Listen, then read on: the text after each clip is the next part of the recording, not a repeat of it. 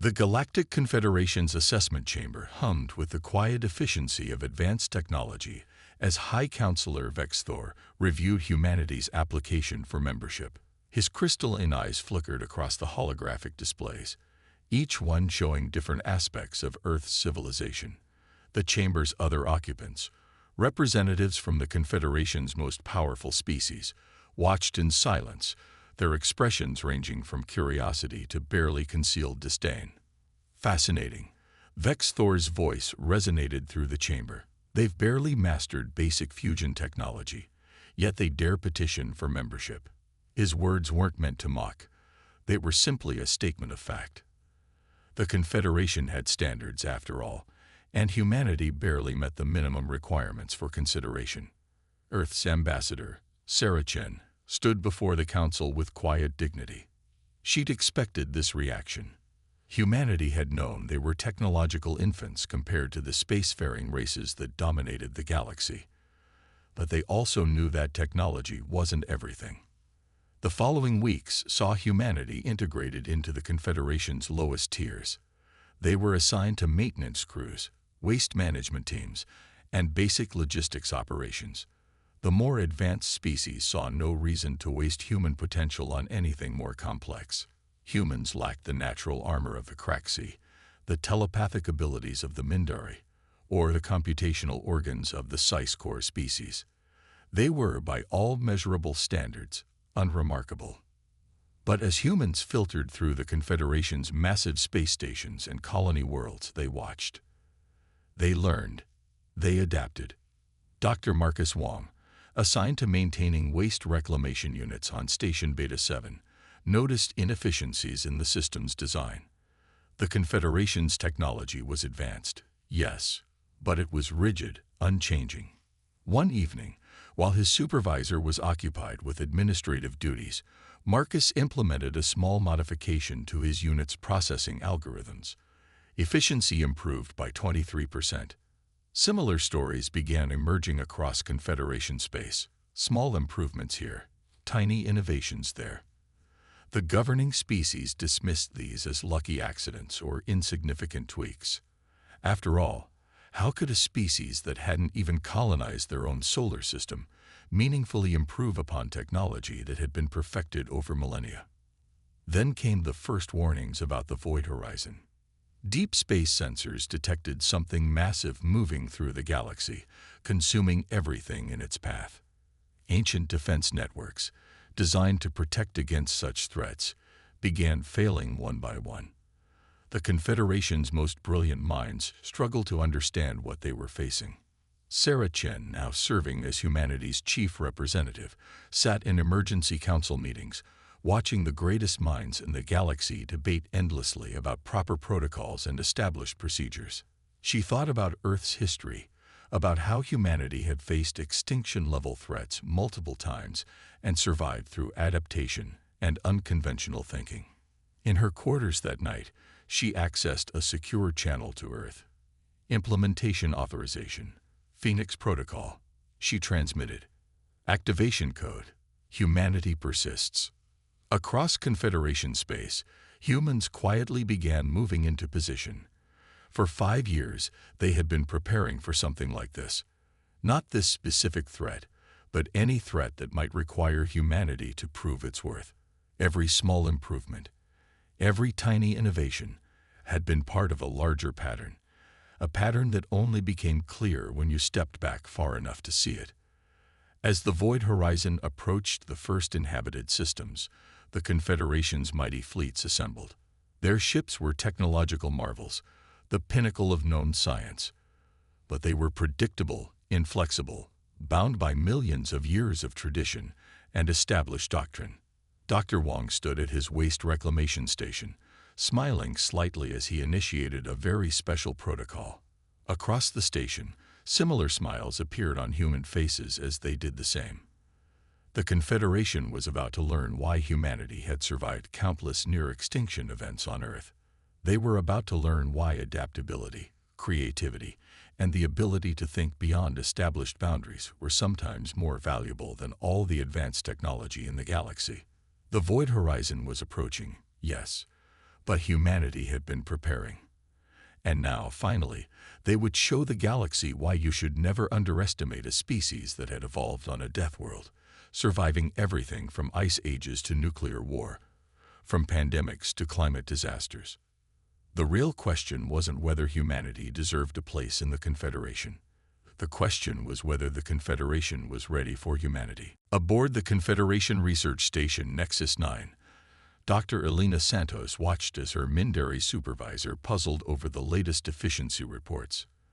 The telepathic alien's facial tendrils twitched in confusion, something that had become increasingly common over the past few months. These improvements, the Mindari scientist gestured at the holographic display. They defy established paradigms, yet they work. The alien's confusion was understandable. Humanity's small improvements had somehow led to a 47% increase in the station's overall efficiency.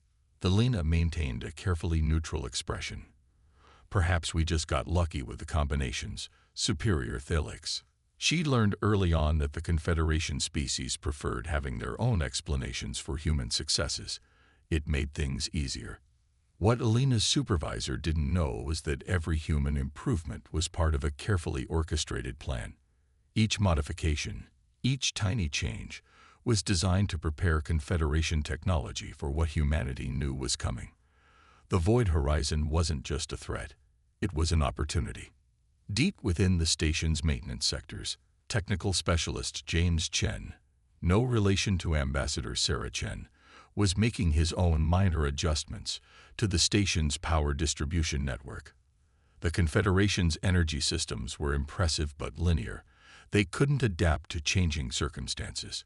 James' modifications introduced elements of chaos theory and quantum uncertainty, concepts the Confederation had dismissed as primitive theoretical models. The humans called it Project Prometheus, stealing fire from the gods, one small spark at a time.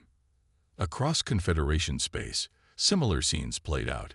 Humans in maintenance roles modified waste systems to secretly process unusual materials. Loading dock workers adjusted gravity plating in ways that seemed innocuous, but created overlapping fields of variable force.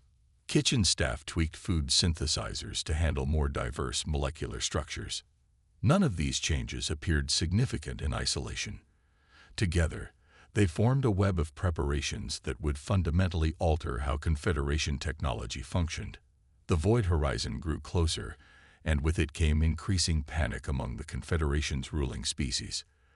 Their mighty warfleets, for all their advanced technology, seemed inadequate against this unknown threat. The entity consumed energy in ways that defied their understanding, adapted to their weapons faster than they could develop new ones. In a secure chamber deep within Earth's last remaining bunker complex, Ambassador Chen met with humanity's Shadow Council. The room was deliberately primitive, no advanced technology that could be monitored or hacked. The modifications are at 92% completion. Dr. Wong reported via an old-style radio link. When the time comes, we can initiate the protocol across almost all major Confederation installations. Sarah nodded, studying the paper maps spread before her. And the Void Horizon. Our analysis confirms the initial hypothesis. Elena's voice crackled through the speaker. It's not just consuming energy, it's processing it. The pattern matches theoretical models we developed during the quantum wars back home. This was humanity's true strength. While the Confederation saw them as primitive, humans had experienced things the older species never had. They'd fought wars with reality itself, developed weapons that bent probability, created defenses against enemies that ignored physical laws. The quantum wars had never made it into humanity's official history. Some things were better kept secret. James Chen's voice joined the discussion. The neural interface systems are ready. When we activate the protocol, every human in Confederation space will be linked through the modified systems. We'll be able to coordinate instantly across light years. Sarah allowed herself a small smile. The Confederation thought they'd assigned humans to menial roles out of kindness, giving them time to develop properly. They didn't realize that every human placement had been carefully negotiated, every position chosen for its strategic value. The void horizon wasn't just approaching, it was accelerating. Confederation sensors, impressive as they were, couldn't track its movements properly. But humans had experience with enemies that didn't play by normal rules. In her private quarters, Alina finished coding the last subroutine of her section of the protocol. The program was beautiful in its complexity, part computer code, part quantum algorithm, part philosophical argument with reality itself. The Confederation would have dismissed it as nonsense. They believed technology should be predictable, reliable. Humanity knew better. They'd learned long ago that sometimes the only way to survive was to embrace chaos, to ride the lightning rather than try to control it. The void horizon might be a force of chaos and destruction, but humanity. They were the children of a planet that had tried to kill them countless times. They were the descendants of those who had stared into the quantum abyss and learned to swim in its currents. The Confederation was about to learn why humans smiled when things went wrong. They were about to discover that humanity's greatest weapon wasn't their technology or their strength. It was their intimate familiarity with chaos itself. The first Confederation colony fell to the void horizon with terrifying speed. Nexus 12, a thriving world of 6 billion souls, went dark in less than an hour. The planet's defensive systems, considered impregnable by Confederation standards, might as well have been made of paper. In the emergency council chamber, High Counselor Vex Thor's crystalline eyes had lost their usual luster. "Impossible," he whispered, watching the sensor feeds. "Our models predicted we would have days to respond, not minutes." Sarah Chen stood silently in her observer's position, watching the panic spread through the chamber. The mighty Confederation, with its millions of years of accumulated knowledge, was facing something it couldn't quantify or control, just like humanity had countless times before. The second colony fell 3 hours later. Then a third. The void horizon wasn't just destroying them. It was learning, adapting, becoming more efficient with each conquest. The Confederation's mighty warfleets engaged it in battle after battle, only to discover their weapons were becoming less effective each time. "It's consuming our energy signatures," one of the Sci-Fi Corps admirals reported, their cybernetic interfaces flickering with distress. "Each attack teaches it how to counter our technology more effectively." That was when Sarah Chen stepped forward, breaking protocol. "Honorable Council," her voice cut through the chaos. "Humanity requests emergency authorization to implement defensive measures." The chamber fell silent. Several council members actually laughed. A harsh, desperate sound. What could the primitives possibly offer in this crisis? Then the void horizon appeared at the edge of the Confederation's capital system. "Authorization granted," Vex Thor said, his voice heavy with resignation. What harm could it do now? Sarah didn't waste time responding.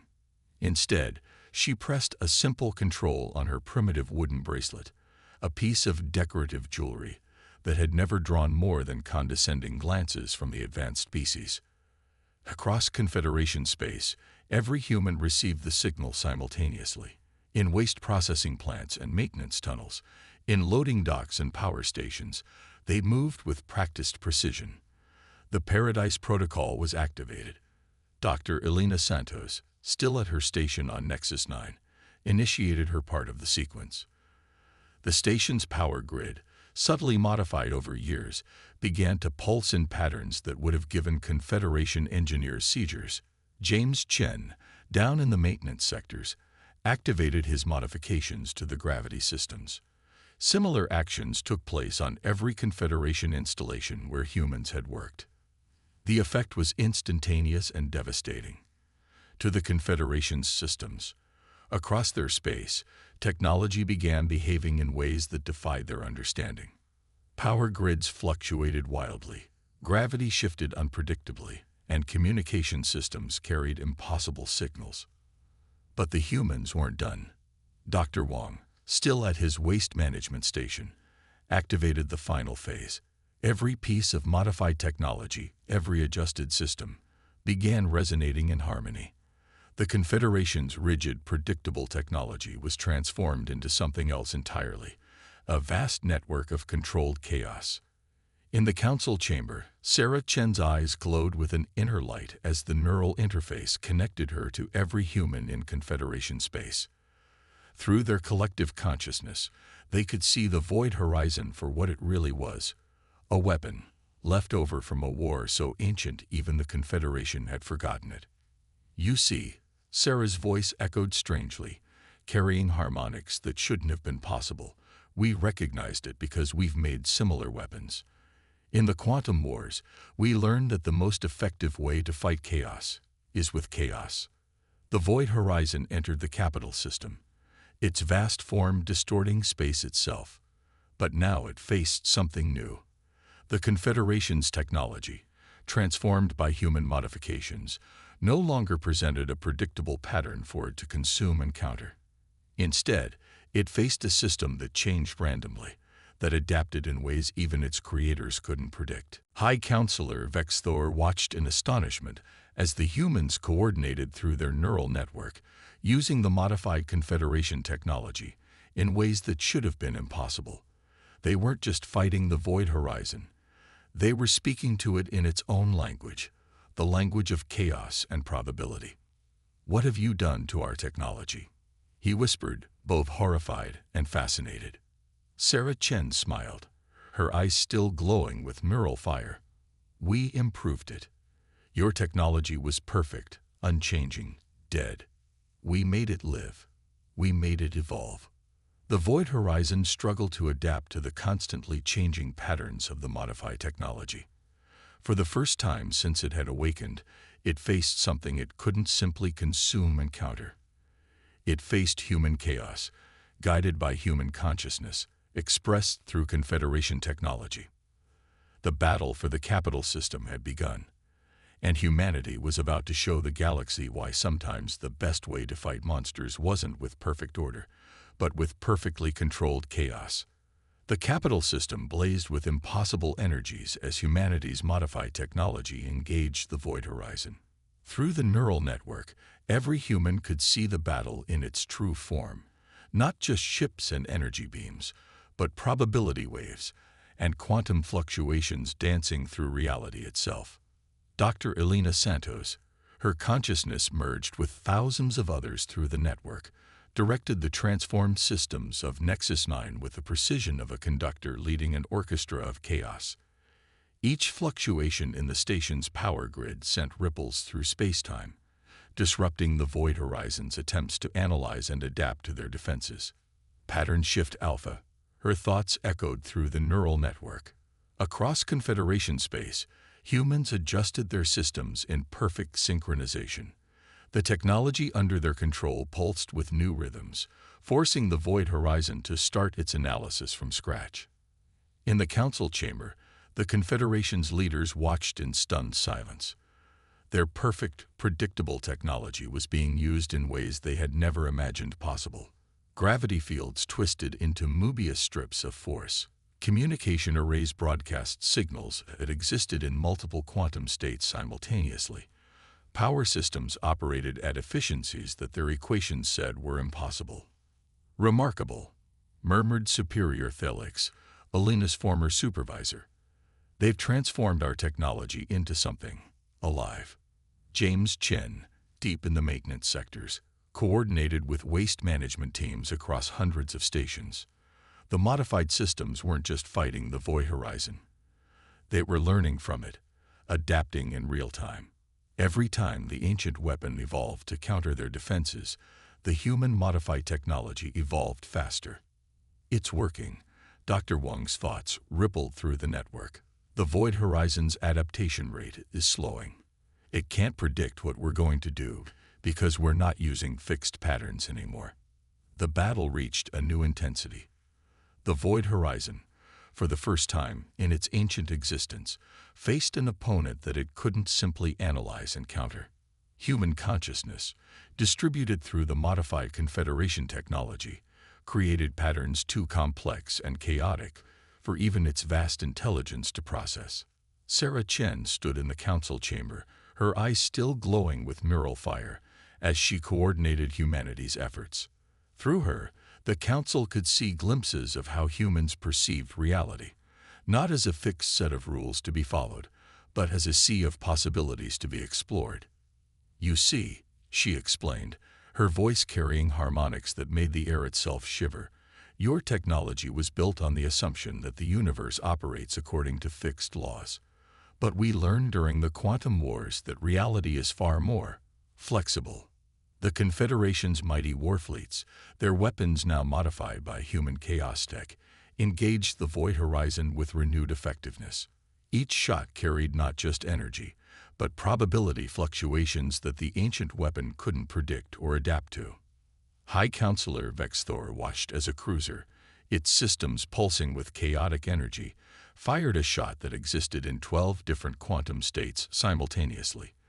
The void horizon couldn't adapt to all possibilities at once, and for the first time, it took significant damage.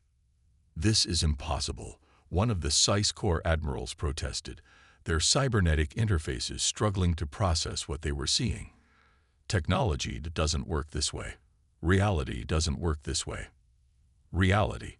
Elena's thoughts echoed through the neural network and into the chamber. "Works however you convince it to work. That's what we learned on Earth. When you face extinction enough times, you learn to negotiate with reality itself." The battle continued, but the tide had turned. The void horizon, designed to consume and counter known patterns of technology, found itself fighting an enemy that refused to follow any pattern at all. Human consciousness, distributed through the modified Confederation technology, created defenses that evolved faster than the ancient weapon could adapt to them. In the depths of space, the void horizon began to retreat. Not in fear, it was too ancient and powerful for fear, but in fundamental confusion. It had been designed to fight logical, predictable opponents.